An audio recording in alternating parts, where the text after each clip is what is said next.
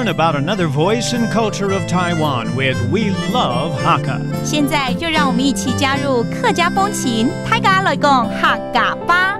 栅门是客家人常见的防御建筑，通常设置于村落外围。新皮乡的建功东栅门为村民与外界联系的出入口，外围设有围墙及水渠，形成坚固的城门与护城河，并沿着村庄外围片植棘竹。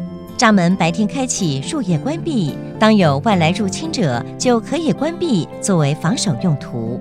栅门外侧有彩绘浮雕，现今只可以看到东栅门右侧一堵卵石堆叠的围墙和墙外的一道水渠。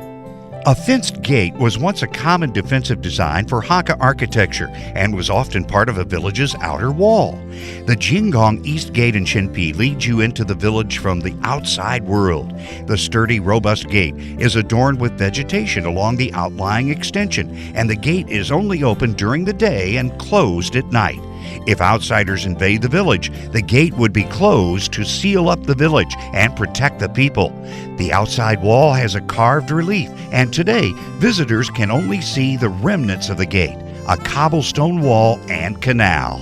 Hey, what's up? Welcome back to Talk About Hakka on ICRT. Hello， 大家好，我是Bingo Leo。Hello, 你好，大家好，我是 Joseph Lin. It's a whole new month, and we are bringing you to the county of Pingdong. 我们一直待在屏东也是整个月。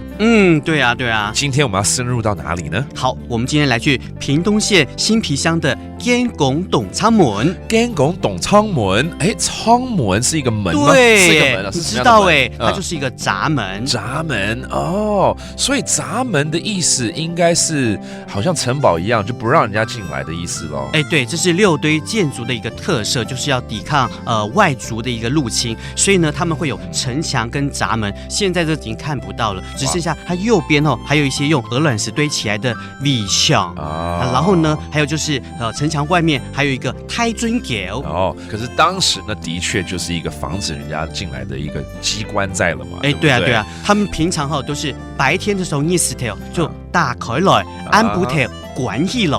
打开来就是打开来，对，打开来关起来是怎么说？关起来，关起来。OK, that's closing up.